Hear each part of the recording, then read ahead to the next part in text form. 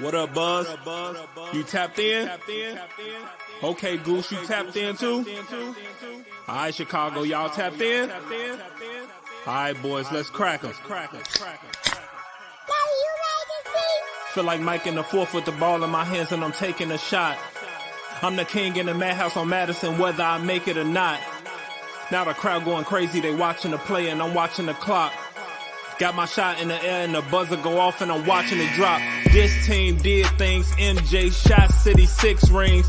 D-Rose too big, too fast, too strong, history. And we good on that, put Jilla on the track and we good on wax. 3, 2, 1, everybody say Bulls on tap, Bulls on tap. Our city pretty and gritty, Benny the bull in the crowd getting hyper and litty. Me, I'm so drippy, it's slippery, nothing offends me. Banners on banners, we winners, we got the stats in the news. Go and subscribe, hang out with Buzzy and Goose. Tapping with us, we the truth, Jilla just murdered the booth.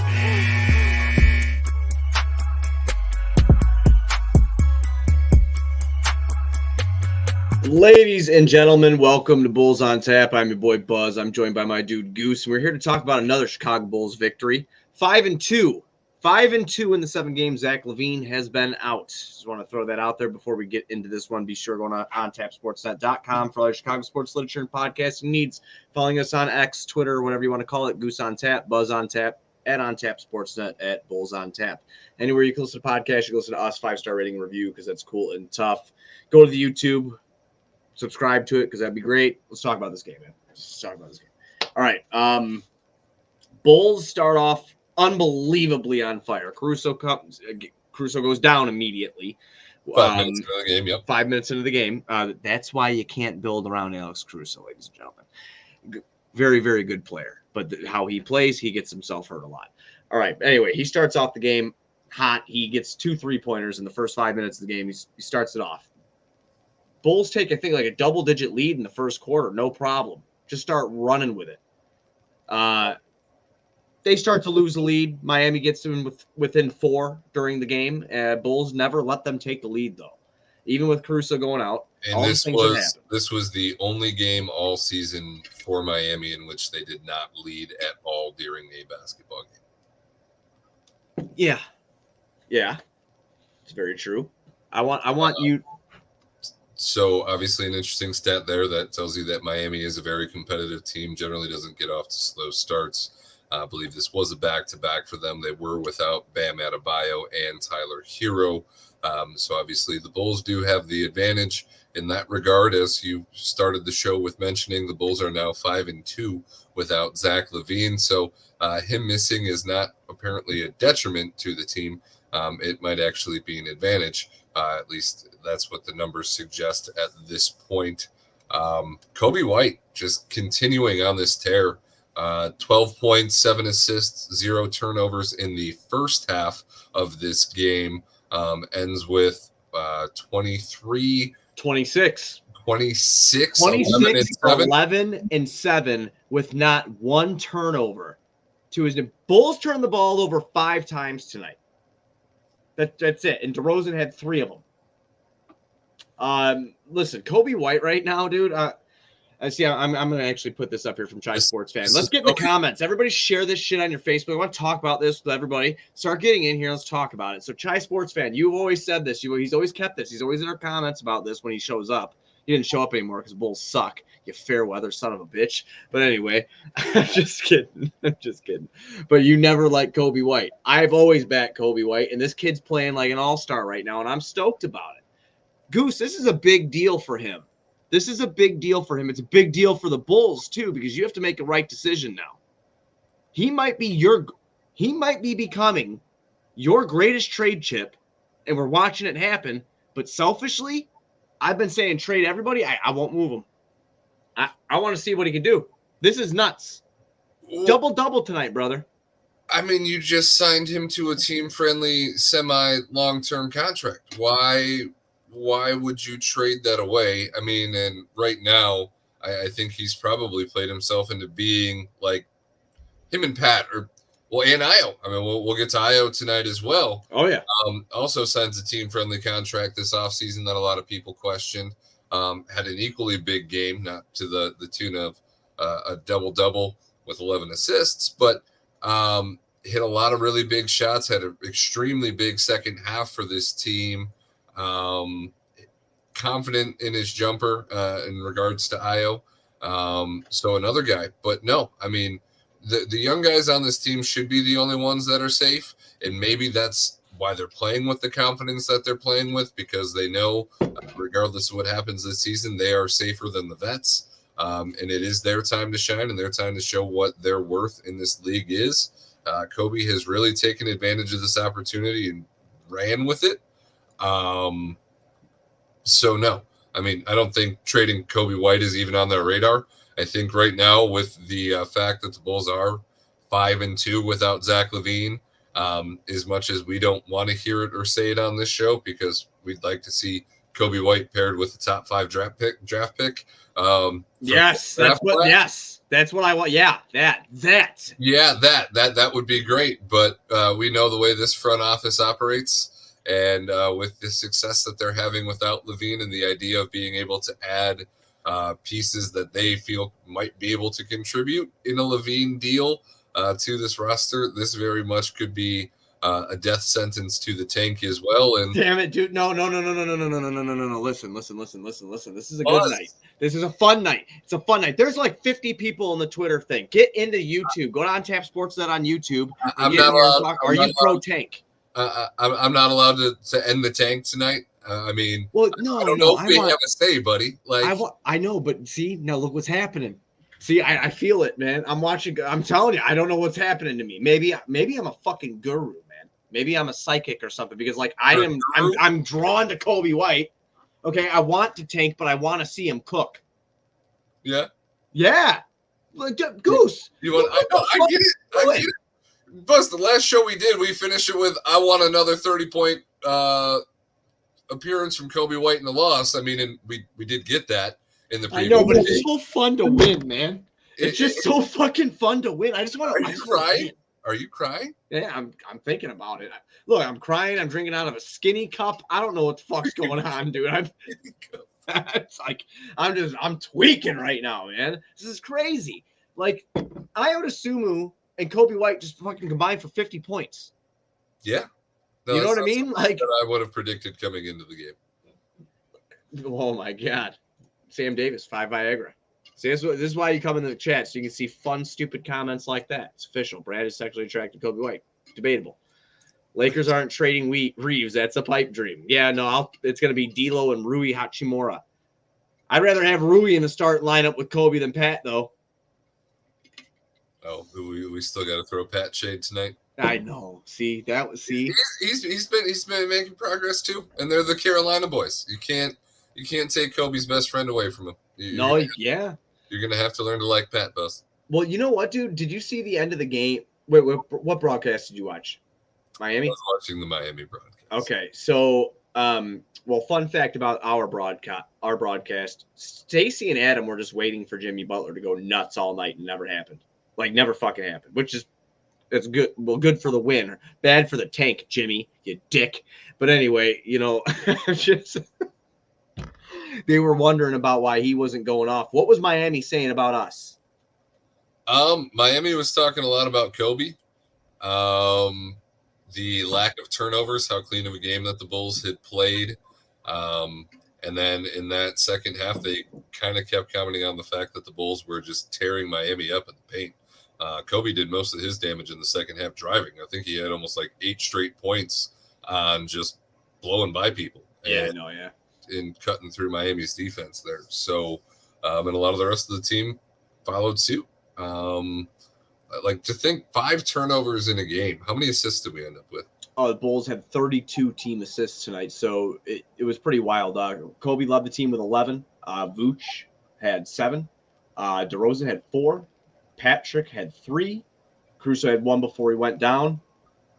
Javon Carter had 1, and Io had 5. So I mean, the Bulls. I mean, it was very apparent from the beginning of the game that they were swinging the rock.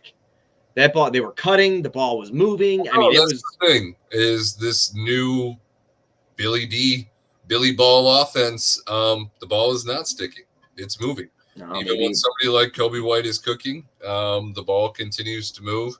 And there's times where you're like, bro, you're cooking. Why aren't you shooting that? And he makes the right pass. He had a couple whip passes tonight, a couple assists. He had 11 assists, but a couple of them that were just really good decisions. Kendall Gill likened Coby White's performance tonight to two Hall of Fame quarterbacks, Tom Brady and Aaron Rodgers. Said Coby White was making the check downs that he needed to make and then doing some slick no-look shit, which, that's what he was saying, man. So it was on NBC Sports Chicago before we came on. I watched that a little bit. I check it out, But, yeah, he said he was floor generaling it tonight. He was like a Hall of Fame quarterback. Your thoughts on Kendall Gill's comments? I mean, that's a lot of pressure off the bat. Listen, I love Coby cooking here, but, that's kind of odd comparison. Yeah, no, I mean, floor general, sure. I like that. I don't know how you cross over quarterback. I mean, I guess all quarterbacks do is pass, so I guess that does kind of fall somewhat in line. But I can't say I'm really digging the comparison. Yeah, I don't really get the comparison myself. All right, let's talk about Io too for a minute, man. Let's talk about Io. Io gets trolled all over the place on social media for having the 0-0. Yeah. The Goose Egg game. He comes out tonight, dude. He gets a lot of the minutes because Caruso went down, right? That's probably why he appeared more than he normally would. But he plays 35 minutes tonight. Obviously, he's not going to be able to do this all the time, but he went 10 for 12 from the field, 3 for 4 from downtown. He finishes with 24 points, 5 boards, 8 assists, 1 steal. Again, no turnovers for Io DeSumo either. It's kind of tough because at the end of the game, what I was going to tell you about before I got sidetracked, because, my ADD running everywhere right now because I'm excited.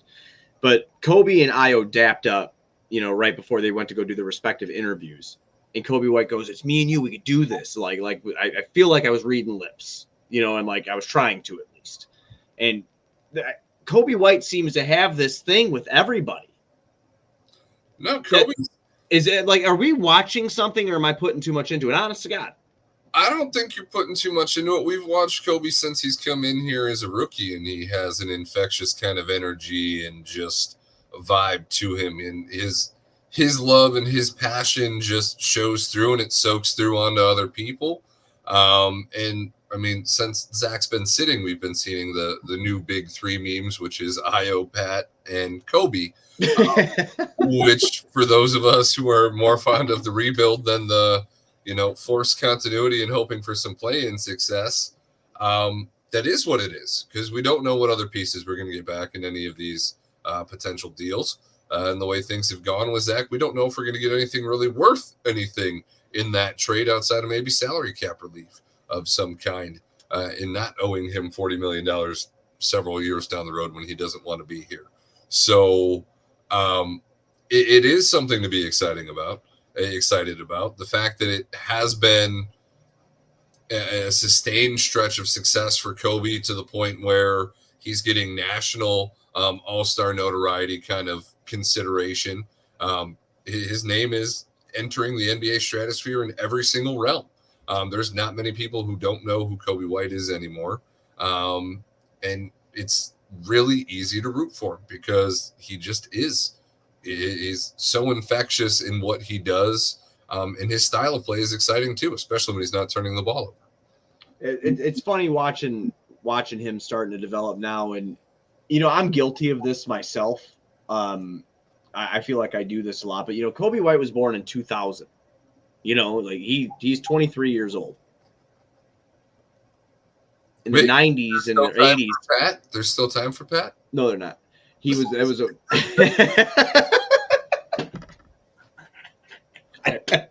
didn't hesitate. No hesitation. No, I was like, no. Done. I've been watching this shit too long. I just don't like, and I never like try putting it like set in stone. He's just not a star. He can be on my bench, but he's just not a star. And as a 4th overall pick, that drives me nuts. But anyway, Coby White's only 23 years old, man. I mean, he's still a young dude, man. He's learning the league still. Like he's on his 2nd contract now, but I mean, it makes a little bit of sense. Patience goes a long way.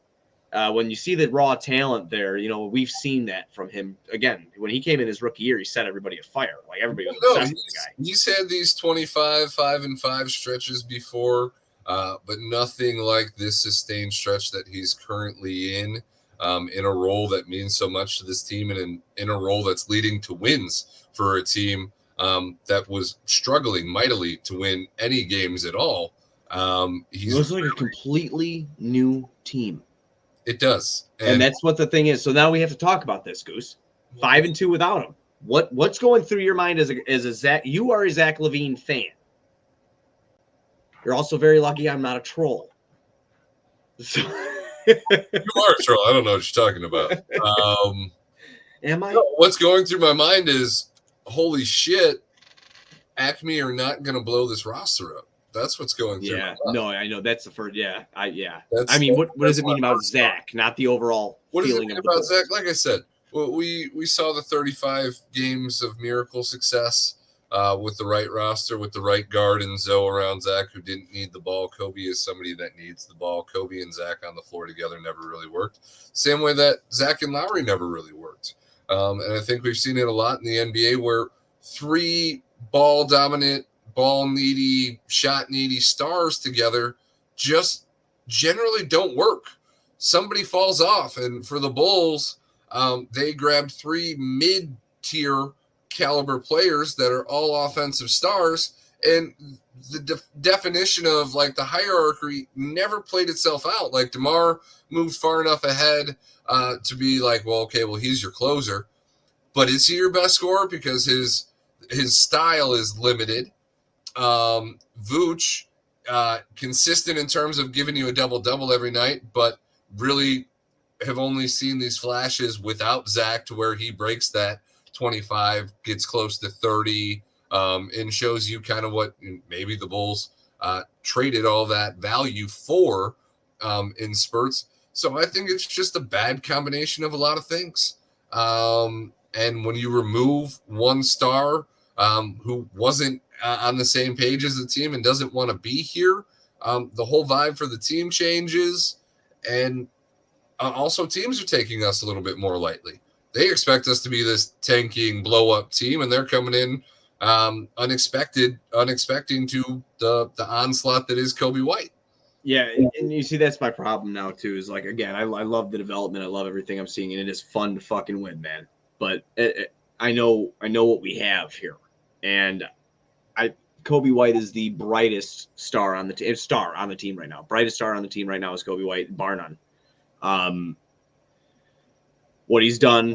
I mean, listen, man, he came in for a guy.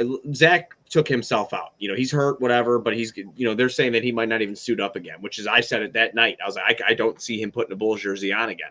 And I'm proven so far to be right. I'll be shocked. I will be shocked if he comes back. No, you said that, and then literally Shams put out that tweet the next day that he was going to be out like 4 to 6 weeks, which took him right to that January 15th date, which was just like, what? Dude, I've been watching this shit too long. Where like I fucking feel like it's like, well, no, even before Zach started sitting, we said that in these situations, it only makes sense for said player to sit. 100%. You're only risking injury. And unfortunately, in the Bulls situation, the only way that Zach's value gets worse is a serious injury. Because other than that, right now, it really can't get worse. Right. Well, I mean, because they can't. I mean, Caruso's going to be almost immovable if he fucking hurts himself. You know, I mean, because he literally was not expected to play tonight, and then re-injured, I believe, the same ankle 5 minutes ago. I have no the fuck clue why they're trying. See, that's what I mean. That shit don't. That this front office doesn't use their fucking heads. Well, it's because the front office, like you, is excited. They've now removed their. They have no right to be excited. They're getting paid millions. They should be excited every day. They removed their diva from their situation. They're going to make Zach the scapegoat. This roster is great. Their offseason plan of working out together in Tennessee or whatever was phenomenal. The team got closer. They care about each other. Continuity is the way. We're going to make it to a playoff series, and we're going to build on that.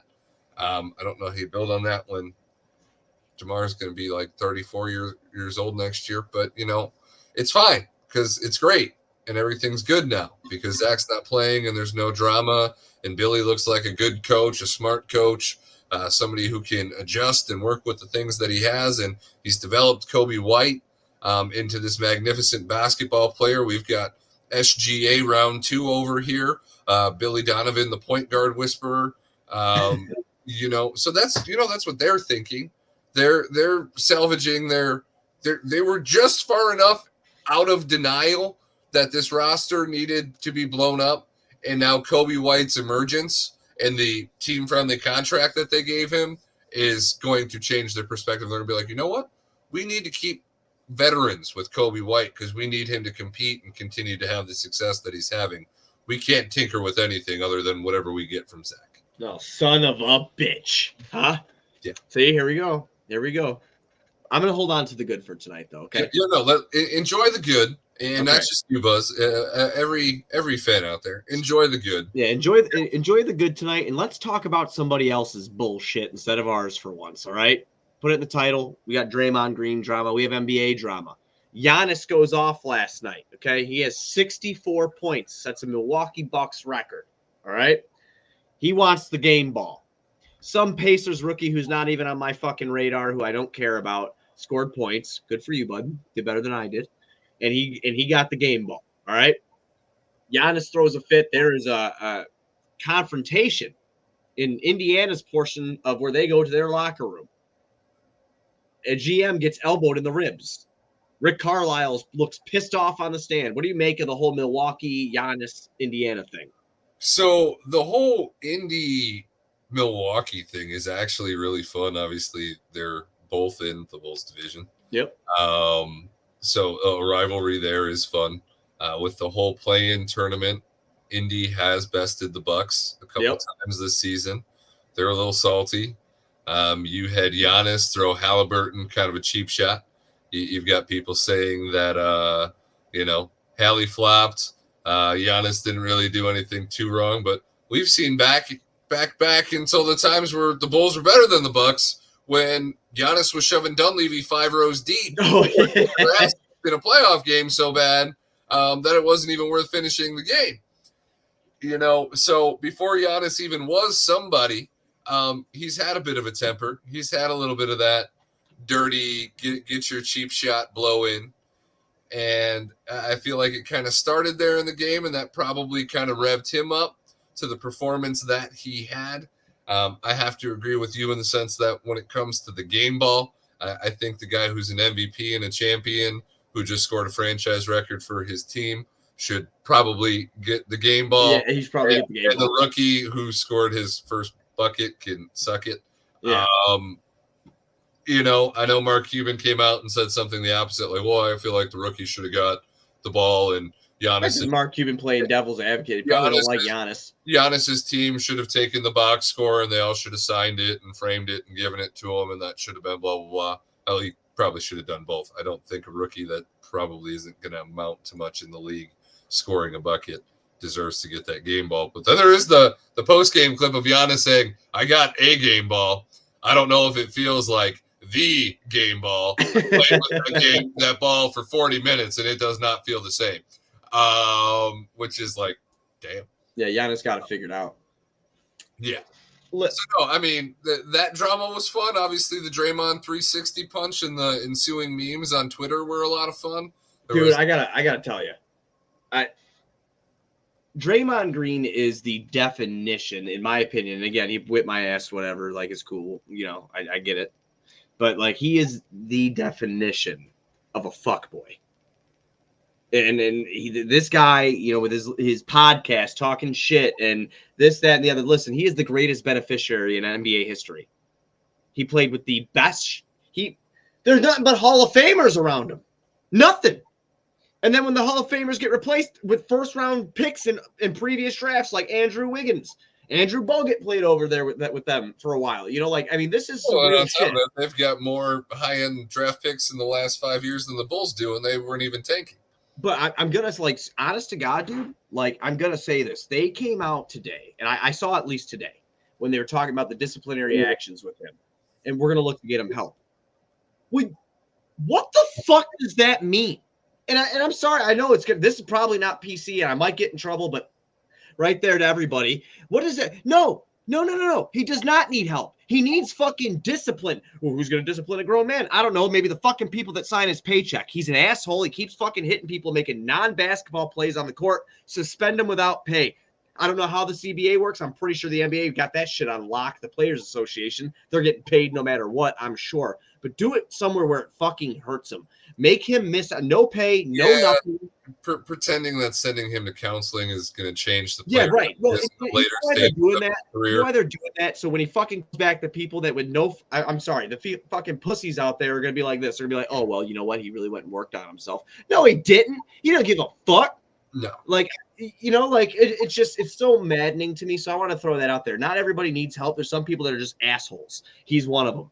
I mean, it's and the later he gets in his career, the more value he's going to have for being an asshole than he is going to have for being a legitimately good basketball player. Right. Still, and he is a good. I will say he's a good basketball player. One of the best defenders, one of the most versatile defensive players we've seen in this league in a long time. And agreed, he has been very integral in the Warriors' success with the multiple Hall of Fame quality shooters and players that they've had over there.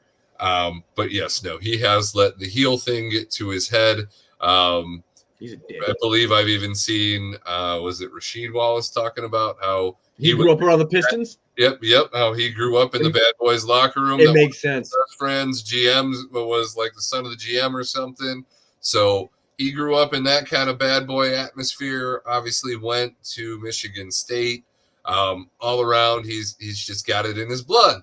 And unfortunately, with the success, the ego has grown to an extreme to where he punched Nurkic. He did a 360 punch to Nurkic's face and then tried to get on the stand and claim that there's no possible way I could land a 360 punch and be accurate. Like, there's no way I could have planned that or tried to do that. Draymond, they put your footage together. This is not abnormal. You probably sit in a gym, like a studio-style gym surrounded in mirrors, and just fake basketball moves with LeBron. He's on one end flopping. You're on the other end doing spin 360 punches that make it look like you weren't trying to hit somebody in the face. He's a lot, man. You know, I mean, he's a lot. And I've always been somewhat of a hater, and I've always told you that before, like, because my brother's favorite team is the Warriors, my middle brother. So I like to rip on them and tell them they suck and that Draymond sucks and all that. But, like, obviously he's a good player. He's just an ass. I want to ask one more thing about NBA drama. All right. So when you look at, because we talked about Draymond being with the bad boys, do you like Rasheed Wallace and those guys? Like, so what was weird for me is when I saw the Draymond punch, and when it comes to fighting in sports, I always bring it to hockey. And one of my favorite parts of hockey is the fact that they're allowed to fight. It's kind of part of it at this point in time. It is a lot more discouraged than it used to be, you know, as we were growing up and watching the sport of hockey. And obviously even more so before I was able to watch the sport of hockey. Fighting's always been involved. It's part of the culture. It's just accepted. It's going to happen just about every game. And there's not really suspensions. You got the penalty box. You go cool off. You take your breather. You spit out your teeth. And you move along. And you go back to playing the game. With basketball, I do feel it's a little bit too emotional. Because the fights happen. They're not real fights. It's generally just shoving, one guy swinging, one guy not swinging. As we're hockey, it's an actual fight. Right. So at a certain point, like, I wanted to get excited and be like, ooh, come on, nerd, get back. But it's like, that's just not why I'm watching this sport. Yeah, it's a lot of fake toughness in this sport. One of the only guys who we know of who is not fake tough, Bobby Portis, also got in somebody's face during that Indy. It was, dude. I'm loving that rivalry, like you said, dude. Like, it's gonna be cool if there's other teams in the Central Division really fucking going at it. So I like the Heat. I like the rivalries, not the Miami Heat, but like the Heat of rivalries when it comes to the physicality. But at the same time, I just don't. It's never good. Yeah, it doesn't do it for you. It's not quality. It's just like that was a sucker shot. Right. Like, if you're gonna be about the heat and the smoke, I want to see you both square up where you do the jump ball and just start throwing fisticuffs. Not this, I shove you, you shove me. You're gonna throw. You're gonna throw. You're gonna throw. All right, they broke us up. I'm gonna see you in the locker room. I'm gonna find that secret tunnel in the locker room. I'm gonna be in your locker room. Like, no, you won't. It's like WWE stage style stuff for me in the NBA, and it's just too corny. So Yeah, I feel you on that. Okay, that's fair. That's fair. We leave off on a good note. We talk about the drama. The Bulls get the win. We have a huge night from Coby and Io again. Just want to throw that out there. We play Miami tomorrow. I think we'll be back. I'm pretty sure we'll be back. Depends. Tomorrow's Friday, and I'm not gonna lie to you. I might turn. And I might have a couple two treat. I haven't even had a drink in like 3 months, but I don't know. It is Friday, so I haven't had a drink in about 3 minutes. So we'll get. No, I'm just kidding. I'm just kidding. This is really water. It's lemon lime water. It's very nice. I've been cutting up limes and lemons. I heard it's good for you. I'm getting older. Okay. You think there's any lemon lime water companies that want to work with us? Probably not. Maybe like fucking Sprite or something. That's pop. It's not really water. Hint water. Yeah, that'd be cool. And the game isn't tomorrow, buddy. It's Saturday. What day is it right now? It's Thursday. Tomorrow would be Friday. I thought they played it back to back. So no, Miami just came off of a back-to-back. So. Oh, you're right. Yeah. That would be pretty crazy if they played a triple. You know what, dude? I got a wedding Saturday. You got a wedding Saturday? Yeah, Juice's sister's getting married. So we will not be doing the show on Saturday because you're going to be getting juiced at Juice's sister's wedding. Yeah. Yep. I'll be at Juice's sister's wedding. You know what? So I guess it's a good thing that we decided early tonight that we were going to do this show. Oh, yeah. That was great. It was like fate. For whatever reason, we were both fixated on the fact that the Bulls were playing basketball on Friday, which is not the case at all. Jeez, man. I'm telling you. Thank you, Hank. Got to get you hired, Hank. We need a stat guy. Chai Sports Fan didn't show up ever. It sucks. So, all right. Any closing words before we get out of here? Hey, Coby White, keep cooking. Io, if you want to, ride along, I'm down. I think those two is a fun 1-2 punch at that guard combo spot with Caruso's injury and Zach being out. That's what you want to see. I mean, at least those of us who are more tank friendly than playing friendly, we want to see the young guys. And if that comes with success, that's success that you can live with. But, let's see what happens. I'd prefer another 30-plus point Coby White night and a loss. But if they're going to keep winning behind these performances, it's hard for me to be upset because, like you said, winning is fun, even when it's not what you want, because that's what we do watch our teams play sports for, is to win the fucking. And the Bulls are going to be having a lot of fun tonight, man. Couple nights in Miami, huh? Couple nights coming off a big win, huh? My closing statement, always for the tank. We'll be back when we're back. I don't know when it'll be, but we will see you then. Let's go, Bulls.